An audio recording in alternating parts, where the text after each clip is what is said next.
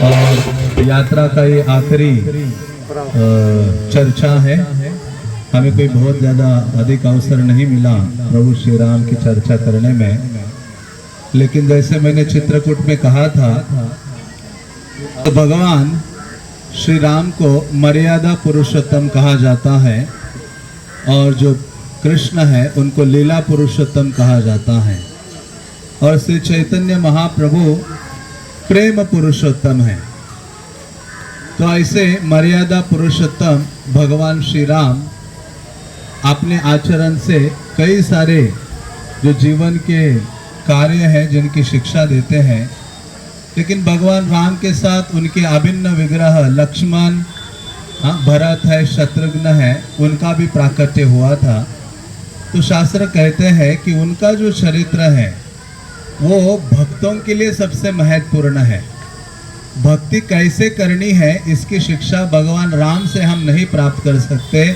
भक्ति कैसी करनी है उसकी शिक्षा हम प्राप्त करते हैं लक्ष्मण जी का जो चरित्र है, भरत का जो चरित्र है और जो शत्रुघ्न का जो चरित्र है, उसके माध्यम से आचार्यगण कहते हैं एक अच्छा भक्त बनना है तो इन तीन चरित्र का अध्ययन व्यक्ति को करना चाहिए, क्योंकि इन तीनों का जो चरित्र है वो भगवान श्री राम के प्रति समर्पण सेवा का प्रतीक है। तो ऐसे भगवान राम की सेवा में ये तीनों जो भ्राता हैं वो लगे रहते हैं, और जिनके द्वारा हर एक जो प्राणी है या जो भक्त है वो सीख सकता है कि किस प्रकार से समर्पण की जो भावना है वो प्रस्तुत की जा सकती है या प्रकट की जा सकती है। क्योंकि ऐसे राम जी का जो चरित्र है बाल्यकाल से ही हम भगवान राम की कथा से अवगत हैं। बाल्यकाल से ही राम के बारे में सुनते हैं, हनुमान जी के बारे में सुनते हैं, लेकिन आचार्यगण कहते हैं कि हमें बहुत अधिक जो लालसा है, आसक्ति है, भगवान राम के बारे में श्रवण करने के लिए जागृत करनी चाहिए।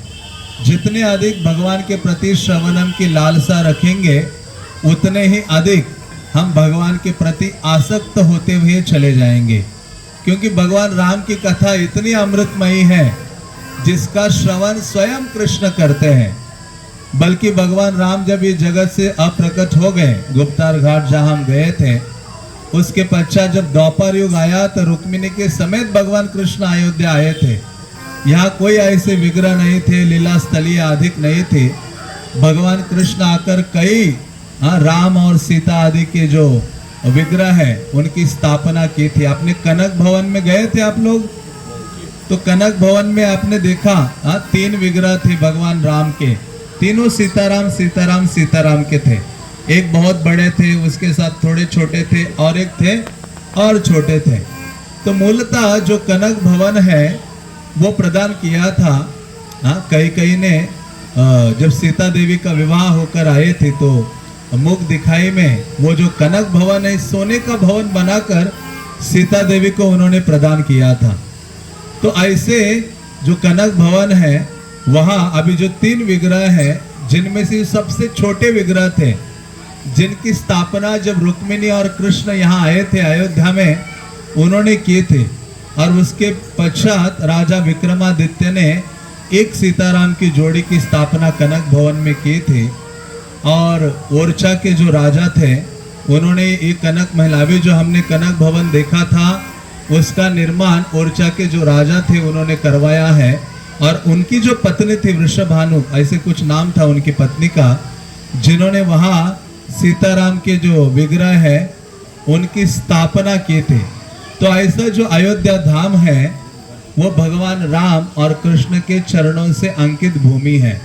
बल्कि अयोध्या कैसे प्रकट हुआ है, राजा मनु जब गए थे ब्रह्मा जी के पास कि मुझे कोई ऐसा निवास स्थली प्रदान कीजिए जिसके उपरांत मैं सृष्टि आदि की शुरुआत कर सकता हूँ, तो ब्रह्मा जी जब जाते हैं भगवान के पास तो भगवान के द्वारा भगवान कहते ये भूमि, ये जो आध्यात्मिक जगत का भूमि है मैं प्रदान कर रहा हूँ। मेरी जो अयोध्या आध्यात्मिक जगत में है उसी अयोध्या को मैं इस जगत में भेज रहा हूँ, और जब ये अयोध्या इस जगत में आएगी तो मैं प्रकट होऊंगा श्री राम के रूप में सीता आदि के रूप में, और यहाँ आकर कई सारी जो आपने दिव्य लीलाएं हैं उनको प्रकट करूंगा। तो जिस प्रकार से हम वृंदावन के बारे में सुनते हैं कि वृंदावन इस भूमि का भाग नहीं है, किसी उत्तर प्रदेश का भाग नहीं है, उसी प्रकार से जो अयोध्या धाम है, कोई भी जो धाम है वो इस पृथ्वी का अंश नहीं है। आध्यात्मिक वैकुंठ जगत का भाग भगवान इस जगत में लेकर आते हैं। द्वारका में बारे में आपने सुना होगा, तो वो भी वैसे ही है। भगवान ने वैकुंठ का एक टुकड़ा ऐसे कट किया और आपने जो भक्त थे उनके लिए समंदर के ऊपर नीचे चक्र रखा और उसके ऊपर द्वारका की स्थापना की। तो उसी प्रकार से जब आध्यात्मिक जगत से अयोध्या को यहाँ भेजा, तो भगवान ने कहा ये अयोध्या कैसे यहाँ स्थिर रहेगी। तो भगवान ने अपना जो चक्र है इस अयोध्या भूमि के नीचे स्थापित किया, और उस चक्र के ऊपर ये जो भूभाग है अयोध्या, जो आध्यात्मिक जगत का भाग है, भगवान इसको स्थापित करते हैं। तो इस प्रकार से भगवान राम का आने का उद्देश्य हमारे लिए एक ही महत्वपूर्ण है कि भगवान राम की जो नाम रूप गुण लीला कथा वो अपने हृदय में धारण करें, और दूसरा भगवान के नामों के प्रति अत्यधिक आसक्ति को जागृत करें। तो भगवान राम की जो कथा है, जिसको सुनने के लिए कृष्ण लालायित रहते थे, जिसको सुनने के लिए सबसे पहले राम तैयार होते थे। आपको याद होगा या आपने सुना होगा, रामायण का पहला श्रोता कौन है? साक्षात प्रभु श्री राम है। और जब भगवान कृष्ण बाल्यकाल में वृंदावन में थे, ऐसे नहीं कि राम कथा इतनी आकर्षक है, इतनी परम शुद्ध करने वाली है। राम कथा के प्रति हमारा आकर्षण बढ़ेगा तो उसका मतलब है भगवान के प्रति हमारा आकर्षण बढ़ा हुआ है या बढ़ रहा है।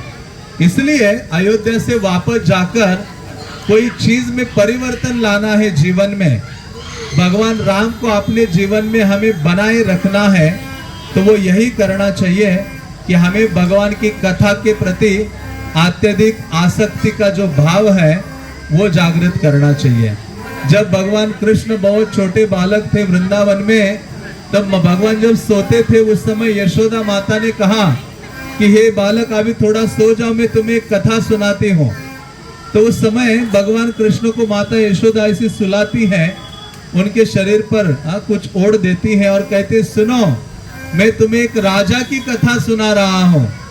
उस समय एक राजा, वो कहते एक दशरथ महाराज थे, उनकी कई पत्नियां थी, कौशल्या, कई आदि, और उनको वो बताते हैं कि उनके 4 पुत्र थे, उनमें से राम बड़े पुत्र थे। और एक समय ऐसा आया कि राम को वनवास में जाना पड़ा। ये जो कथा वर्णन हो रही थी, तो उस समय कृष्ण बहुत ध्यान से सुन रहे थे। यशोदा माता ये कथा वर्णन कर रही थी, राम कथा, गोकुल में ये कथा हो रही थी।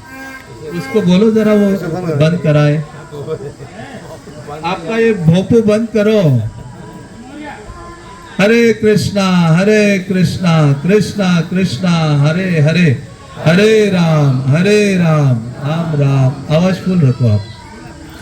तो उस समय भगवान कृष्ण इतने ध्यान पूर्वक सुन रहे थे, इसलिए भगवत लीला को कहा जाता है लयते इति लीला, जिसमें व्यक्ति पूर्णपने तल्लीन हो जाता है सुनने में, तो उसको भगवत लीला कहा जाता है। तो ऐसे भगवान राम की जब लीला सुन रहे थे भगवान कृष्ण गोकुल में माता यशोदा के द्वारा, तो उस समय कृष्ण बिल्कुल निमग्न हो गए थे उसमें। तब माता यशोदा ने कहा, राम जी थे, उनको वनवास में जाना पड़ा, उनके साथ लक्ष्मण थे, उनके साथ सीता थी।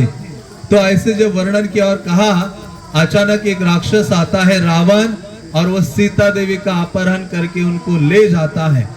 तो कृष्ण इतने ध्यान से सुन रहे थे ना कथा, जैसे उन्होंने कहा सीता देवी को ले गया एक राक्षस, उसी समय कृष्ण अपने बेड के ऊपर खड़े हो जाते हैं और खड़े होकर हाथ को ऐसा चिन्हित करते हैं और जोर से कृष्ण चिल्लाते हैं, सौमित्रे सौमित्रे क्वा धनुर। अभी ये माता यशोदा कहते इस बालक को मैंने इतने श्लोका सिखाए नहीं है, और इसको कैसे पता कि ये लक्ष्मण बाण आदि ये सारी चीजों के बारे में। तो भगवान कृष्ण इतने तल्लीन हो गए, जोर से चिल्लाकर कृष्ण कह रहे थे कि हे सौमित्र नंदन, सौमित्रा नंदन, लक्ष्मण लक्ष्मण धनुष्यबाण लेकर आओ, मुझे जाना है, अभी सीता देवी का अपहरण हो गया है। इसको कहते हैं कृष्ण कथा में क्या हो जाना, राम कथा में घुस जाना। इस प्रकार का जो श्रवण है वो अपेक्षित है। भगवान राम भी इसी प्रकार का श्रवण करते हैं। भगवान राम को जब पता चला कि दो ऐसे बालक है लव और कुश, जो सब जगह पहला रोड शो उन्होंने शुरू किया था, लव कुश ने ऐसे रोड से चलते चलते भगवान राम की लीला कथा का गान करते थे। इसलिए जो रामायण है उसको आदि काव्य कहा जाता है। जिसको कथा नहीं कही जाती उसको गाया जाता है राम की चर्चा को। तो ऐसे रामायण को जब वाल्मीकि ऋषि ने प्रदान किया तो वाल्मीकि ऋषि सोचे इसका डिस्ट्रीब्यूशन होना चाहिए।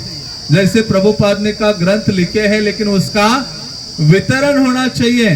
तो उस समय तो कोई छपाई का भाग नहीं था, वाणी के माध्यम से ही प्रचार होता था। तो वाल्मीकि ने ये दो युवकों को भगवान राम की लीला कथा श्रवण कराई और ये जो दो युवक कथा का गान करते करते निकल पड़ते थे और इतने निकलते थे गाते हुए कि ऋषि मुनि कई घंटों तक ऐसे केवल श्रवण करते हुए एकाग्र चित्त हो जाते थे और लव कुश को बाद में कई सारी भेंटें प्रदान करते थे। तो भरत महाराज ने इनके बारे में बहुत सुना, ये लव और कुश के बारे में। उनको पता नहीं थे ये किसके पुत्र हैं, राम के पुत्र हैं, लेकिन ये जानकारी नहीं थे। तो ऐसे लव कुश को आमंत्रित करते हैं भरत महाराज, राम जी को बताते हैं। तो राम जी उनको आमंत्रित करते हैं और एक बहुत विशाल पंडाल अयोध्या में लगाया जाता है। उसको कहते पहला पंडाल प्रोग्राम था रामायण की कथा का, और जिसमें भगवान राम ने कहा सारे अयोध्या वासियों को आना है। तो पूरे अयोध्या वासी, नगर वासी सभी लोग भगवान राम का चरित्र श्रवण करने के लिए लव कुश के मुखारविंद से वहां पहुंचे। और ऐसे नहीं कि भगवान राम ने स्पॉन्सर किया है और खुद गायब है। कई बार होते ना प्रोग्राम प्रवचन अरेंज करते हैं और खुद गायब हो जाते हैं, लेकिन भगवान राम व्यास आसन पर, सिंहासन पर बैठकर श्रवण करना शुरू किए। लव कुश गान कर रहे थे रामचरित्र का और बहुत ऊंचे स्थान पर भगवान राम विराजमान थे, वहां बैठे हुए श्रवण कर रहे थे। और इतनी अमृतमयी कथा थी, भगवान राम के चरित्र का वर्णन हो रहा था, जिसको सुनते हुए भगवान राम अपने सिंहासन से नीचे बैठे, सीढ़ियों से बैठते ऐसे कहां तक पहुंचे थे, लव कुश के चरणों तक पहुंचे थे। इतने तल्लीन हो गए थे। इसलिए कहते हैं कि कृष्ण कथा का जब श्रवण करते हैं तो व्यक्ति को अपना कंठ ऊपर करके सुनना चाहिए। कैसे करना चाहिए, कंठ ऐसे ऊपर करके सुनना चाहिए, ऐसे नीचे मतलब पूरा निद्रा को हम आमंत्रित करते हैं। इसलिए कृष्ण कथा सुनते समय कैसे होने चाहिए, चातक पक्षी के जैसे। चातक कहता है पानी पीऊंगा तो जो स्वाति नक्षत्र का प्रथम जल बिंदु है उसी का ही पान करूंगा, अन्यथा मरने के लिए तैयार हूं। उसी प्रकार से भगवत भक्त है, वो एक तक कृष्ण कथा का पान करता है, अपना कंठ ऊपर करते हुए भगवान की चर्चा को सुनता है। तो कहते रामायण में वाल्मीकि मुनि उसी प्रकार से भगवान राम अपनी ही कथा को इतने आनंद से सुन रहे थे और उसमें ही तल्लीन हो गए थे। तो इस प्रकार से हमें अयोध्या से कुछ वापस ले जाना है, कुछ अपने जीवन में बदलाव लाना है, कुछ आध्यात्मिक जीवन में और ऐड करना है। तो एक चीज को ऐड करना चाहिए। कौन सी चीज है, मुझे भगवत कथा को बहुत गंभीरता से श्रवण करना है। ऐसे नहीं है कि मैं बार बार सुन रहा हूं, अभी मुझे आवश्यकता नहीं है। भगवान की माया को पानी के जैसे बोला गया है। पानी को जहां रास्ता मिलता है वहां वो बहने लगता है। उसी प्रकार से हमारा ये जो पागल मन है उसको भौतिक आकर्षण जहां भी मिल जाता है थोड़ा सा, वो उस ओर बहने लगता है। इसलिए उसके लिए परम औषधि क्या है, भगवान की कथा है। क्या है परम औषधि, भगवान की कथा है।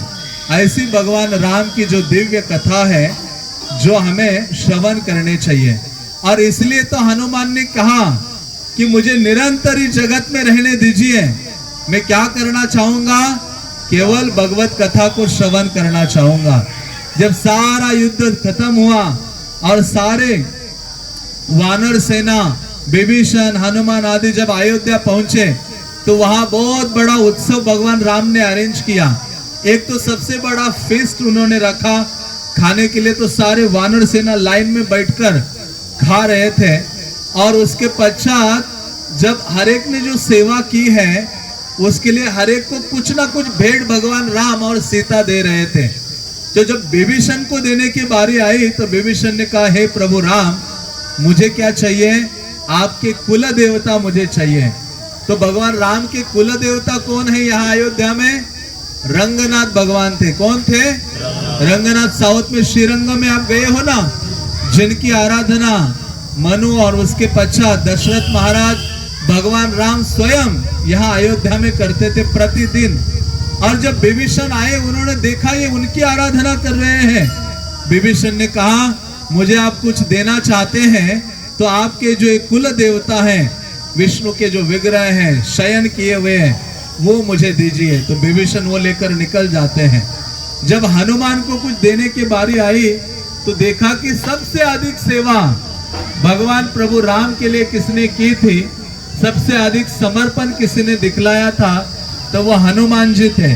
तो सीता देवी ने अपने गले में जो इतना सुंदरतम मणि का जो हार था वो हनुमान को दे दिया। तो आप सब जानते हैं हनुमान ने क्या किया, उसको क्या किया होगा? काटना शुरू किया। तो पब्लिक ने नीचे जो कोई लोग बैठे थे उन्होंने कहा, अरे अरे आप क्या वानर जैसी हरकतें कर रहे हो? आप क्या ढूंढ रहे हो? हर मनी में हर एक को काट के ऐसे देख के फेंक रहे हो। तो उस समय हनुमान जी कहते हैं, मैं किसको ढूंढ रहा हूं? इसमें मेरे प्रभु राम को देख रहा हूं। तो किसी ने नीचे से आवाज लगाई कि आप मणि में राम को देख रहे हो, क्या आपके हृदय में प्रभु राम है?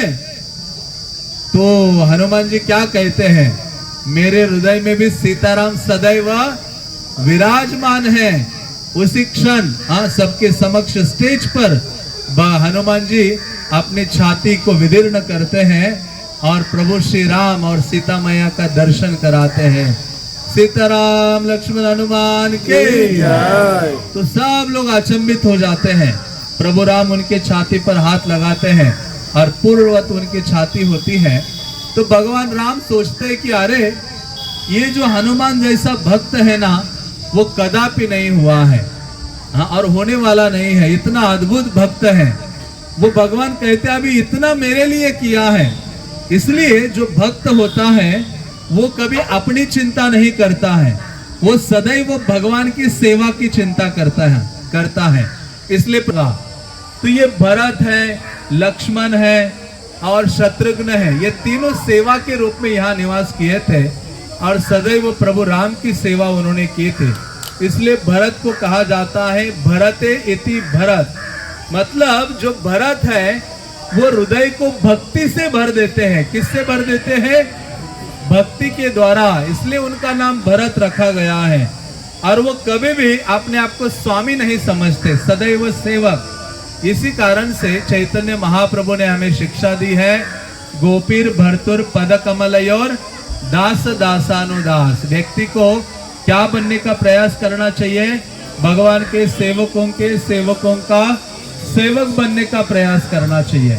जब ऐसा होगा तब हम भगवान राम की जो कृपा है उसको प्राप्त कर सकते हैं। और जो शत्रुघ्न है वो बहुत उनसे सीखने के लिए है। उन्होंने प्रभु राम की कभी डायरेक्ट सेवा नहीं की है। शत्रुघ्न किसकी सेवा में लगे रहते थे? किसकी सेवा में? भरत जी की सेवा में। इसलिए आचार्यगण कहते हैं शत्रुघ्न से क्या सीखते हैं हम, कि जो भगवान की सेवा में लगे हैं उनकी सेवा में हमें लगना है। उसको कहा जाता है कि भक्तों का भक्त बनना, वैष्णव सेवा जो चैतन्य महाप्रभु ने हमें प्रदान की है।